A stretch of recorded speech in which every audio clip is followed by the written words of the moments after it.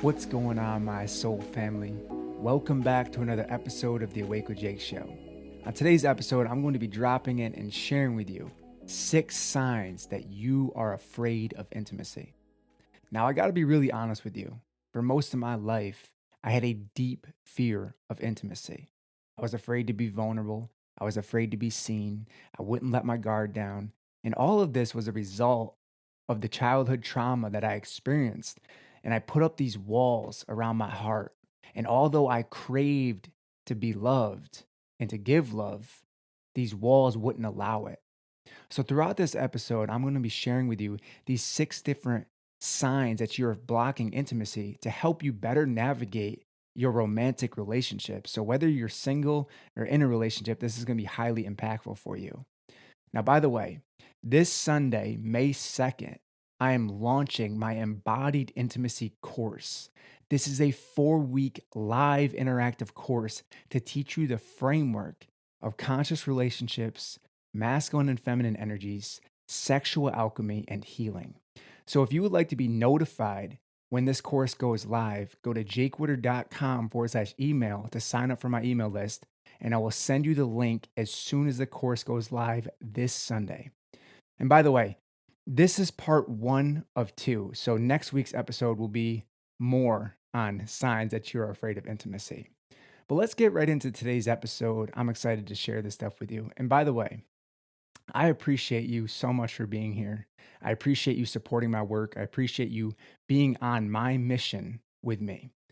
I know that this episode is going to bring you some value and healing, especially within your romantic and intimate life.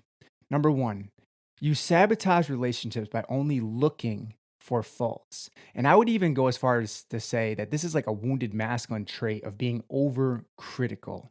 And I can only relate to this because I struggled with this for a very long time myself. I was very critical and I would always find everything wrong with everyone. And I wouldn't allow people to get close to me because of that. So, my question for you in this moment is, do you find yourself being overcritical? And you're like that type of person, like, I knew they were bad for me. I knew they were no good. And all along, you're looking for faults in that person. And just like the old saying goes, if you look, you shall find. If you look, you shall find, because you're always looking for faults in other people and you're always criticizing other people internally and probably externally. And when you live in this world of perfectionism, that is the ego always casting its projections outward, thinking that the external world needs to be perfect in order to fit your model. You will always suffer.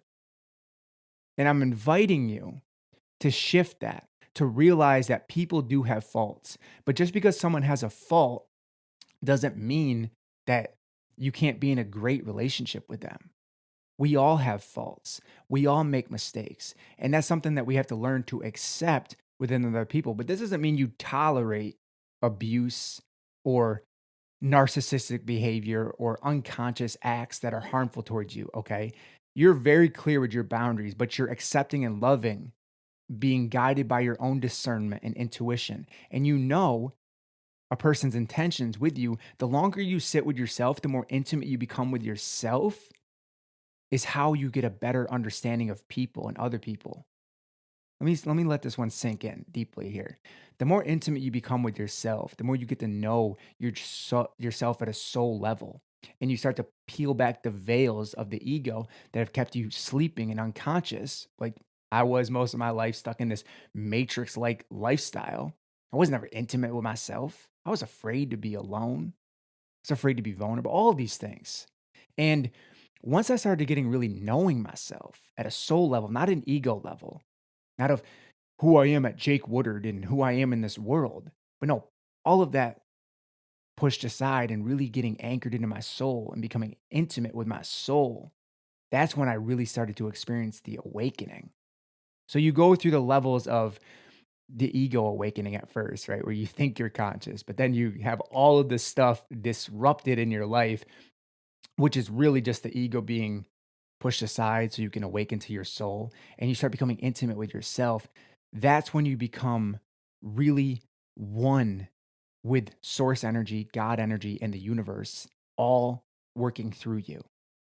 But in order for that to happen, you have to do the inner work to heal yourself that's blocking you from moving forward in your life and especially in your romantic relationships. And the reason why there's so much charge in romantic relationships because they're actually divine mirrors. When you allow a person to get close to you, when all the lustful energy wears off in the beginning, all that high wears off in the beginning, and you allow that person to actually get close to you, they're a mirror of your own soul. And it's showing your soul what work it has to do in order to awaken in this life. Okay. So, this is why we shouldn't fear intimacy, but instead we should embrace intimacy because intimacy is such a beautiful thing. And when you are embodying your sacred intimacy, your sacred sexuality, everything in your life starts to change because you're more open and receptive to the universe around you. And you know what to allow into your space and what not to allow into your space when you are intimate with yourself. But if you find yourself going back to point number one, being overly critical and just pushing people away because you're always looking for those faults, you'll never allow anyone to get close to you because you're not allowing other people to make mistakes in this life. You're not accepting of other people because you're always criticizing them. And when you do this, you keep this barrier between you and other people because people can feel that, right? People can sense when you're critical and judgmental. So if this is how you are, allow yourself to have more compassion for not only yourself, but also other people. And to realize that everyone is on their own timeline, whether that meets your model of how you think it should be and how your ego thinks it should be in that moment. Just be more accepting and understanding of people wherever they are, to not judge and project onto them of how they should be living their life. You should be doing this. You shouldn't be doing that. Everyone is on their own timeline and they're going to awaken exactly when they are meant to, which is in divine timing. And I want to tell you a short story about this too. I had a phone call with my mom yesterday, and she said to me, "Hey Jake, I'm thinking about getting a new car." I go, "Oh, that sounds great." And she shared me, she's like, "Yeah, I'm thinking about getting this car." And she told me the car that she wanted to get. I'm like, "Oh, that's interesting." Because 9 months ago, I told you to get that exact car. And she started laughing. And I said, "What are you laughing at?" She's like, "Well, I wasn't ready 9 months ago." And there is so much wisdom within that statement of I wasn't ready. And that's the thing. We're all on our own timeline. This is why you can't force your ways on other people. You can only invite people to look deeper within themselves. You can't force it because when you force it, you're going against the natural flow, the natural grain of the universe. Okay. So if you find yourself being critical, just do a little internal audit and ask yourself, what wound within me needs to be healed so I can stop being so critical in my relationships, especially in your romantic relationship. Number two, you fear deeper commitment. Once again, we're going right to the wounded masculine traits. And by the way, when I say wounded masculine, women can carry this as well because we all have both masculine and feminine energies. You fear deeper commitment because you think that an intimate relationship will take away your freedom. So the wounded masculine is always traveling, but never arriving. Let me say this again for you. The wounded masculine is always traveling, but never arriving. So they're like the bee that's always flying around and trying to pollinate many flowers because they're never content with one flower. And I'm speaking from experience with this of never being settled. We can't settle because when we settle, we become unsuccessful in this masculine grid of achievement. Everything in this world, this physical 3D world, is about achievement and success and the ego, right? But here's what I've learned in this life. I'm going to share this with you. Most people want to become a somebody. Until they become a somebody, then they want to become a nobody. Most people want to become a somebody until they become somebody, and then they want to become a nobody. So let that sit with you for a moment. How much are you chasing this illusion of being successful and validating your ego? Just sit with that. Allow that to resonate down into your being. We all do it. We all seek this external validation, but that's not what fulfills you. That's not what awakens your soul. And when your soul awakens in this life, this human experience becomes so much more beautiful. Everything begins to change around you when you start to change your inner world. When you fear commitment, you're also afraid of other commitments as well. You're afraid of committing to a purpose. You're afraid of committing to a partner. You're afraid to make any type of commitments.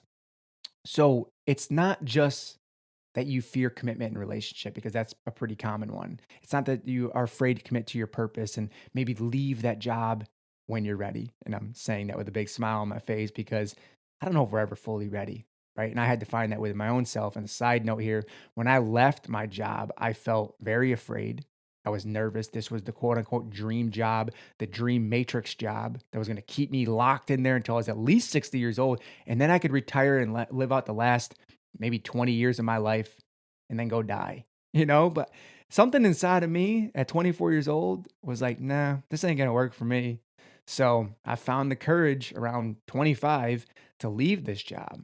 And we all have to find that courage within ourselves to listen to our soul's calling and trust in that plan, even if it's not clear, even if it's the unknown. I had no idea what I was doing. I moved into my mother's damn basement.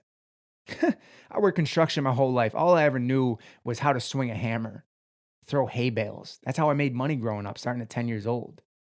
And growing up in a small farm town, being this country boy with not a lot of worldly experience, you don't meet many entrepreneurs. You don't meet many awakened beings, right? So I had to find it within myself to do the inner work, to start to awaken, to realize that this matrix had me trapped. It had me trapped. It got me good. This illusion of reality, this 3D illusion, had me really trapped in this material reality. And I was chasing this material success.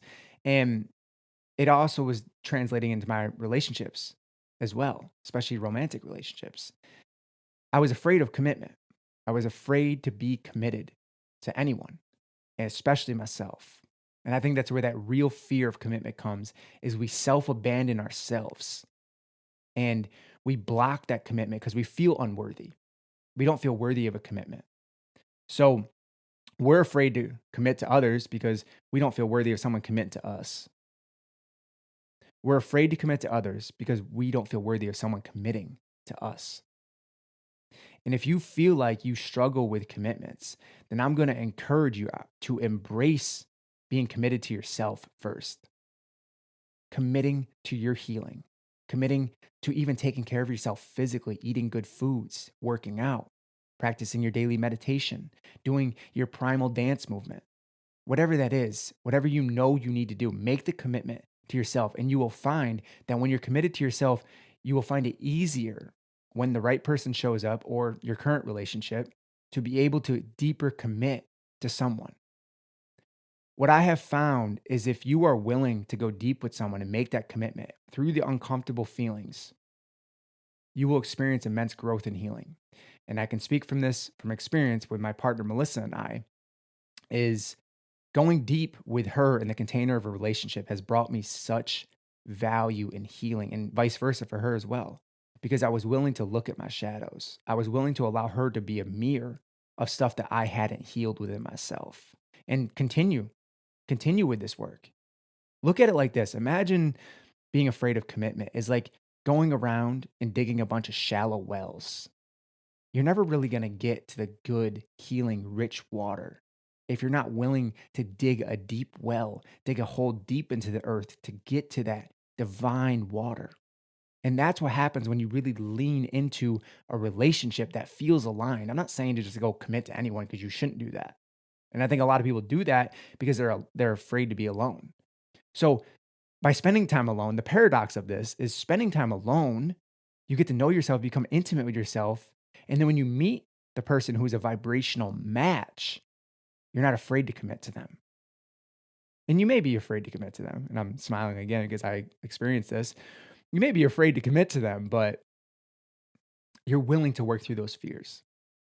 You're willing to go deeper with this person because you can see the value that it brings to your soul's path.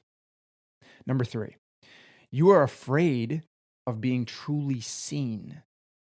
Whew.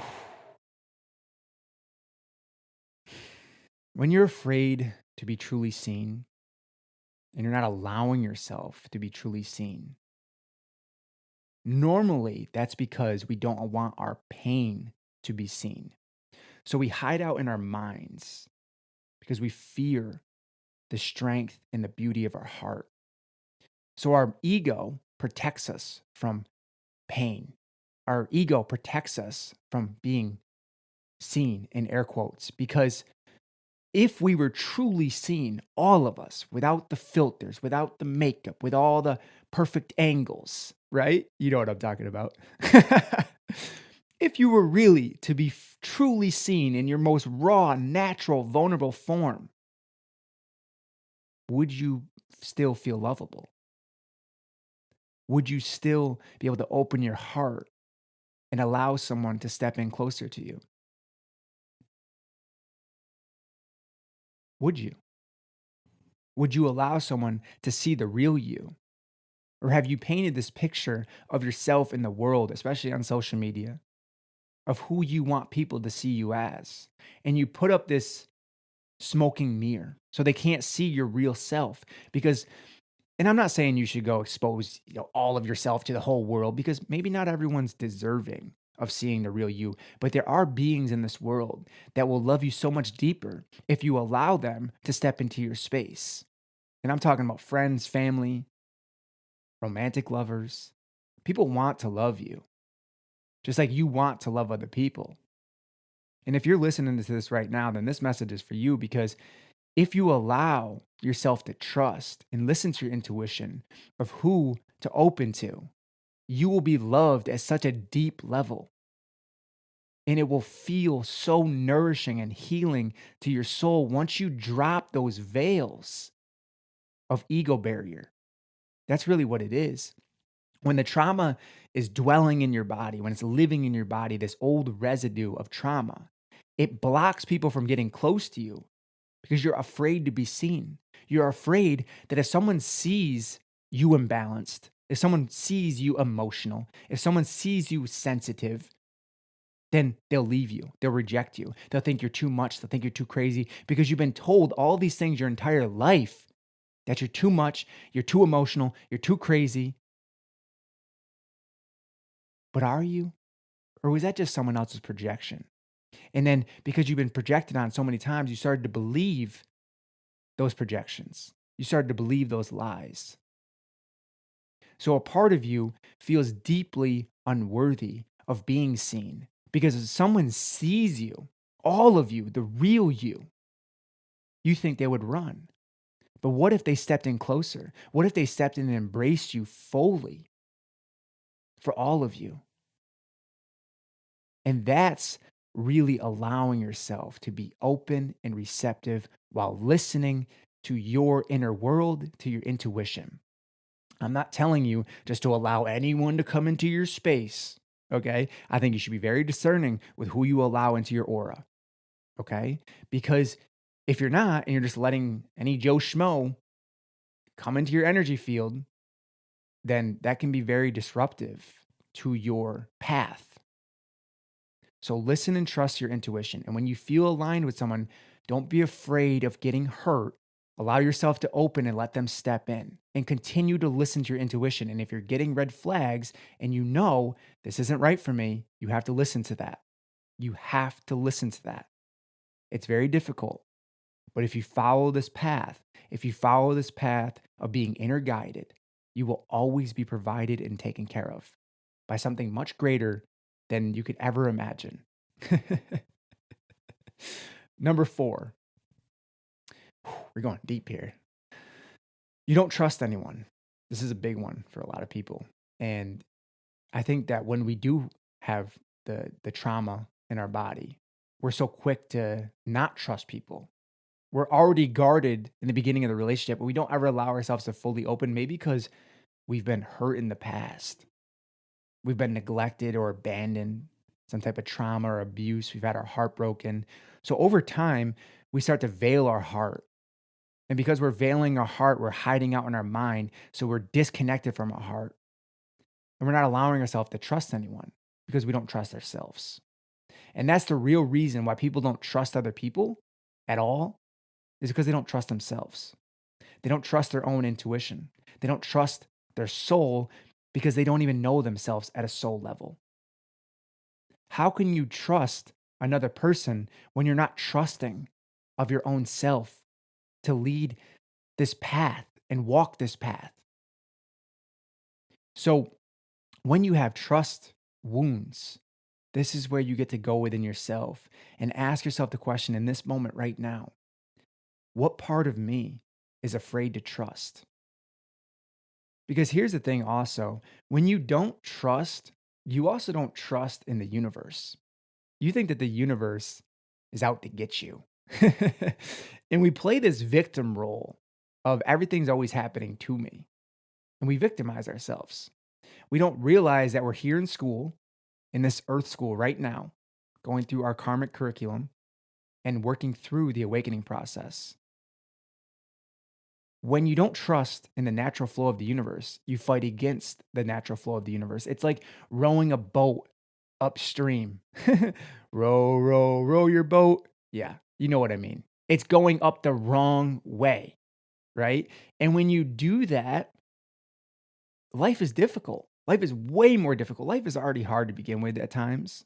Life is also very beautiful if you do awaken in this life. When you awaken, not if, when you awaken in this life, a lot of life is very beautiful. That doesn't mean you're not going to experience pain and suffering, because that pain and suffering is guiding you back inward to further awaken, to work through more of your karma, to fulfill more of your karma.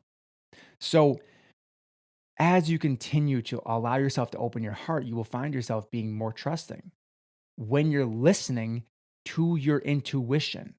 If you're not connected to your intuition, you won't trust. You will be afraid to trust. So allow yourself to connect to the trusting parts of yourself and trust in the universe, trust in your intuition, trust that it's all divine timing. Number 5, you are closed and guarded.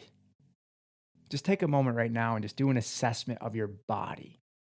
How guarded do you feel? How closed do you feel? Just pay attention to your body language. Are your shoulders rolled over? Are you protecting the front of your body? Is your throat closed up? Is your neck tense? Do you have back pain? Are you holding a lot of tension in your body? Are you holding a lot of tension in your body? You're holding a lot of stress and worry in your body in this moment. Because if you are, and you're guarded and you're closed, emotionally, you're not going to allow someone in to your life. Just think about this. If you have this big masculine shield up, you're not going to allow masculine energy into your life if you're looking to call in masculine energy, and vice versa. If you're very guarded, you're not going to allow love, the love of the feminine or the love of the masculine, into your life. If you're guarded and closed down, you'll repel that energy outward. You'll block it. You got these barriers built up around your heart because you're very guarded emotionally. And when you're emotionally guarded, you never allow someone into your space. You never allow someone to love you.